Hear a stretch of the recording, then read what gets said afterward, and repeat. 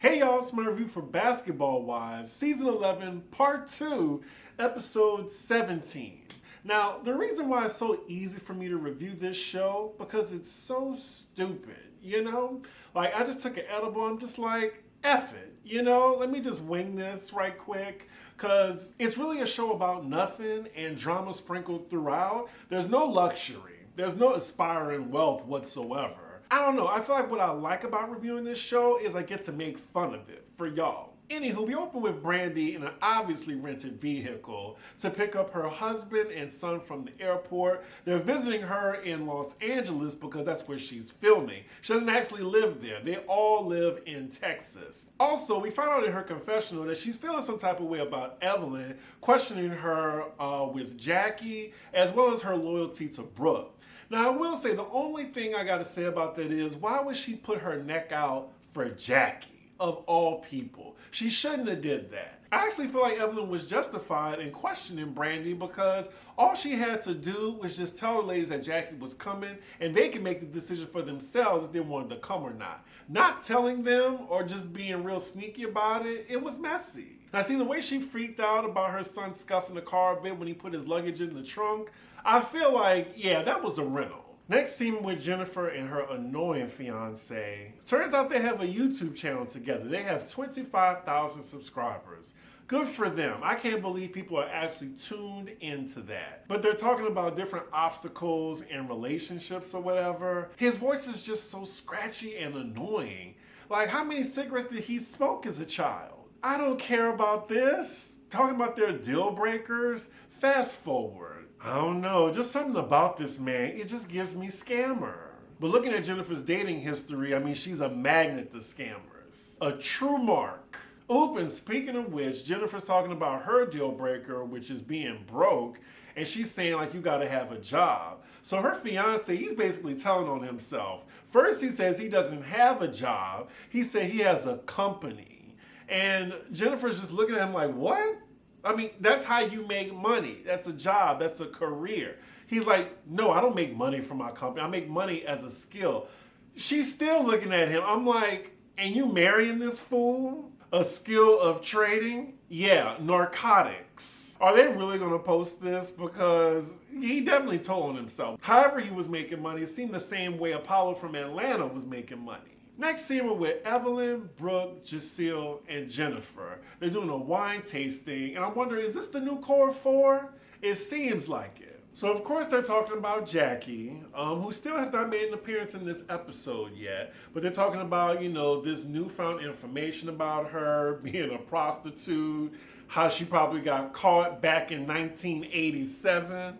They're also looking at her friend Cheyenne kind of weird because you didn't really stand up for your girl, really? Like, you're just like, oh, I don't want to look at it. She wasn't vocal about it at all. Like, if y'all talking about my best friend like that, I'm leaving. Anywho, they're not talking about why was Jackie even there in the first place, and she bringing a +1? And that's when Evelyn brings up Brandi's name, saying like how she gave this whole spiel before they got there, saying that Jackie took accountability, she's changing. How many times has Jackie used it on you, Brandi? And y'all end up in the same shit y'all were seasons ago. Even the ladies acknowledge that Brandi's fallen for this before. Damn, Evelyn is really throwing Brandi under the bus.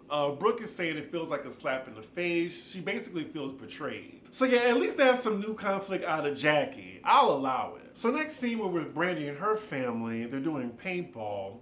For all intents and purposes, my weed just slapped me in the face. Whew. I'm gonna get through it though. Anywho, nothing's going on in this scene. I'm pretty bored. She's talking to him about holding her down as if that's not the bare minimum. Like, he's supposed to hold her down.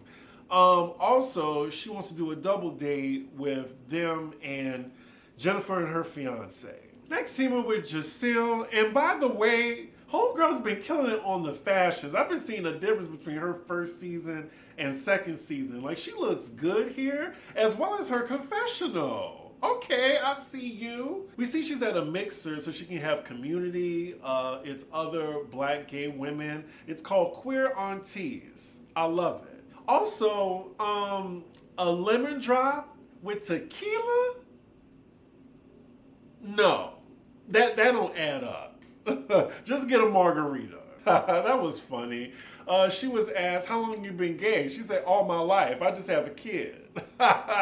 You know what? I did not mind that scene. Like, I was actually genuinely entertained. Yeah, I think Giselle is my favorite on the show. Next scene with Jennifer and her man, her scamming ass man. I'm tired of seeing them. Is this the double date with Brandi and her man?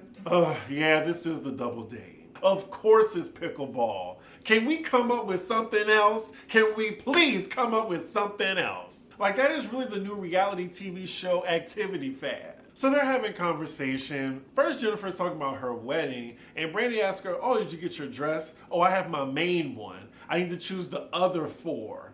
4, girl? Even her fiance is surprised. She says, oh yeah, because I'm changing twice at the reception. You've been married before. Go your ass to the courthouse. So then the conversation pivots to Jackie, who still hasn't showed up yet. Like how she's been MIA. And then Brandi brings up how she's not feeling Evelyn right now and how she said she wasn't a good friend to Brooke. Jennifer says that she knows her intentions. I'm not sure if she said the same thing when they were talking about it earlier with Evelyn and Brooke. But yeah, she says it should sort itself out. I don't think it will. Next scene with Evelyn and Brooke, and that at her brother and sister-in-law's house. Her brother doesn't look like her. I was wondering, do they have the same parents? She's talking about her son's situation of having an alleged child and possibly being a grandmother. And Evelyn is going to be playing detective or private investigator about it. While Brooke's family history goes really deep, she's been through a lot. Next scene, I can't believe it, y'all. Again, we were with Jennifer and her fiance. Like, is this a spinoff show right now? I am so tired of seeing them. They're at the bakery. I guess they're choosing a wedding cake. Fast the fuck forward. I haven't eaten dinner yet. I'm trying to get through this damn review. I don't want to see this shit. Okay, so there's a little bit of tea during this conversation. So they're talking about how expensive the wedding's getting, and he has to remind her that he's currently paying restitution for something that he did 10 years ago when he went to prison. Even the reason why he went to prison was really sketched the way he was explaining it, because it sounded like it had something to do with domestic violence. Again, Jennifer does not know how to pick them. Anywho, he says his restitution is $250,000. And why are you trying to pay for some big wedding when you have all that money to pay back? And it seemed like this is Jennifer's first time hearing that number. Yeah, I'm thinking they're banking on VH1 paying for this wedding, and maybe Jennifer's gonna pay for it too out of her basketball wife's salary. Because he's sure not footing any money. Now wait a minute, you're telling me he possibly can't even leave the country to get married in Paris? Jennifer, really? You want a destination wedding with a guy who can't leave the country? Jennifer is a fool. So they're on the phone with their wedding planners, and they can't even talk about the budget right now. She tells them that we're going to rework around it and get back to y'all. I don't know, it just seems like Jen's been trying to keep up with the Joneses her whole life. Next scene with all the ladies is they're headed to do a charity activity for Giselle's Queer Aunties group. Giselle lets ladies know they're going to do a rooftop afterward, and she says she didn't invite Jackie purposely because she's not getting along with anybody. Now that Jackie's brought up, everyone's wondering, like, who's the last person to talk to Jackie? She's been MIA. Like, is she still on the show? Because we're like 40 minutes in, no Jackie. Giselle then says she didn't invite Cheyenne because she don't know her. And also, she's still side-eyeing her for not sticking up for her best friend. So Brandi then uses it as a segue to tell Evelyn that she should have been more concerned with Cheyenne than her about Brooke. Evelyn gets super defensive and says she don't give a fuck about Jackie and Cheyenne's friendship, but, you know, she knows Brandi and Brooke more. The vibe is very contentious between the two of them. Brandi then changed the subject and talked about her and Jennifer's double date. She's talking about her husband. And then, out of nowhere, Evelyn asks her, oh, what does your mom think about your husband? And, you know, Brandi's like, yeah, I mean, she loves him. He's almost like a son to her since we know each other since high school. But then Evelyn says, well, just if that was my daughter, I would not like him. Because, you know, it's public to everyone that Brandi's husband cheated on her multiple times and she stayed with him.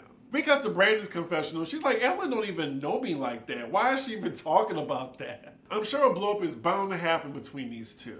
So later the ladies are helping in the kitchen, and we see Evelyn talking to Brooke, and she's throwing shade at Brandi at the moment and saying that she was confused in the van earlier. She says she don't appreciate how spicy Brandi was coming at her, and she said if she wants it with me, I could give it to her. Hey, at least it's not a fight involving Jackie Christie, because I am tired. At least this is new. I'm fully here for this fight. Brooke is saying that a conversation needs to happen because currently there's an elephant in the room. Wow, Evelyn is really mad as she's chopping those peppers. So fast forward to later in the evening, the ladies are all at the rooftop now. They're all talking about how good of a person Giselle is, and I really like Giselle. She's a great addition to the show. Brooke then pivots the conversation to Brandi, saying that she feels like there's an elephant in the room, like what you said on the bus earlier. You're talking about loyalty and friendship, about what Evelyn said. Brooke feels like the two of them need to talk it out. So Brandi tells her that she didn't appreciate her questioning her loyalty to Brooke. Evelyn says because you subjected her to be at the table with Jackie, knowing their situation. Like, she's trying to call her out for being messy, basically, knowing Jackie wasn't going to change. I mean, to be fair, though, at the end of the day, Jackie didn't show up, so she wasn't subjected to anything. So it shouldn't be this big of a deal. Evelyn then accuses Brandi of trying to be a mouthpiece for Jackie. She's telling her, do you really feel that Jackie has the ability to change? And Brandi's like, well, I hope so. And Evelyn's like, Brandi, be for real. Be fucking for real. We cut to Brandi's confessional. She's wondering why is Evelyn so invested in this? She needs to worry about selling her clothes. Brooke then jumps in the conversation, asks her, well, how would you feel if I brought someone that was doing interviews about Jason around? Now, I'm not sure if that's a fair comparison because I feel like they all know Jackie. So as Brooke is talking about how Jackie can never be trusted, like, it even starts to make her emotional. So she just gets up from the table and she leaves the party, and Giselle goes with her. I don't know if it's that deep to the ladies because at the end of the day, Jackie didn't show up anyway. Like, she wasn't around her. We get back to Brandi and Evelyn. They're going back and forth. Brandi's saying that, she felt like Jackie was owed the chance. Evelyn's like, well, you've seen how much she's hurt her, and you still did this. That's why I'm questioning your friendship with her. We cut to Brooke outside getting very emotional. I guess her fighting with Jackie is always going to bring up her daughter because it was related to that. I guess because Jackie wasn't there for her when her daughter passed. So every time it's brought up, she gets emotional. It is crazy that Jackie Christie has terrorized these ladies so much that they're triggered now. So Brandi follows Brooke outside and she just apologizes to her. And she asks, can I have a hug? And Brooke just seemed to be really mad at her for trying to get her in the same room with Jackie. Is it because I'm high that I think they're overreacting just a bit? It just seemed like a bit much because Jackie wasn't there in the first place. So Brooke leaves and ladies go back upstairs. They feel really terrible that Brooke is moved to tears. So then Brandi tells Evelyn, look, I want to get alone because I don't want to hurt Brooke's feelings. So then Evelyn still lets her know, like, yeah, can you see that you really hurt her because you trying to bring Jackie around her? So Giselle jumps in. She tells Brandi that she understood her intentions, but you had to know, like, just bringing up Jackie's name, how upset it makes Brooke. Brandi is fighting for her life now, and she's yelling at how good of a friend she is to Brooke, and she was there for her.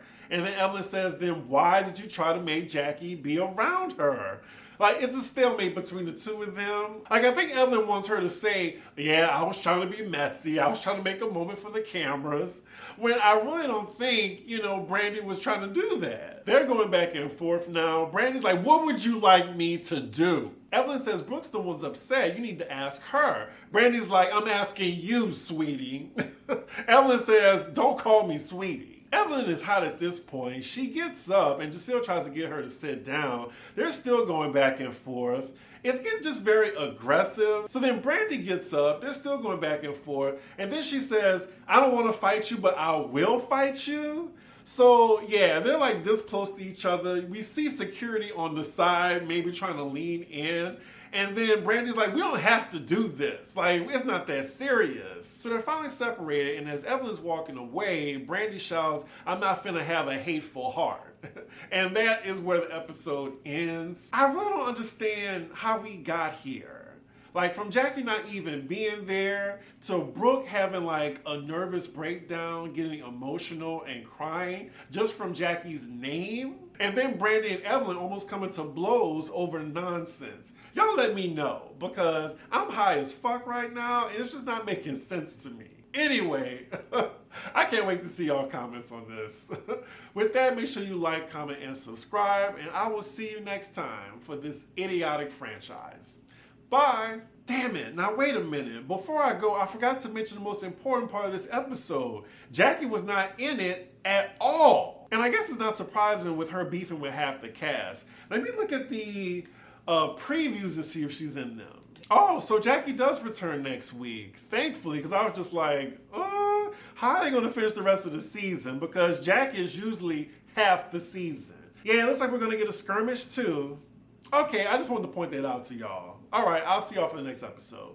Bye for real.